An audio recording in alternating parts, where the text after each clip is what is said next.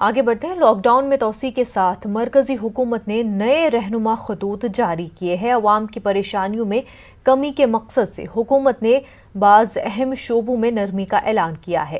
وزارت داخلہ کی گائیڈ لائنز کے مطابق 20 اپریل کے بعد زرعی، I T, print electronic media, e commerce, hotel, lodge, banking سرگرمیوں اور بین ریاستی ٹرانسپورٹ کی اجازت دی جائے گی۔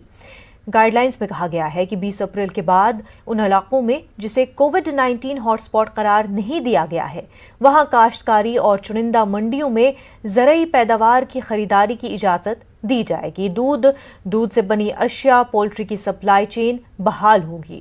حکومت نے دیہی علاقوں کے لیے بھی نرمی دینے کا فیصلہ کیا ہے۔ دیہی علاقوں میں فوڈ پروسیسنگ انڈسٹری سمیت دیگر صنعتیں، وہاں سڑکوں کی تعمیر، آبپاشی پروجیکٹس کی اجازت رہے گی۔ منریگا کے سبھی کاموں کو بھی شرائط کے ساتھ اجازت دی گئی ہے۔ اس کے علاوہ ضروری سامان کی آمد و رفت بھی بحال ہوگی۔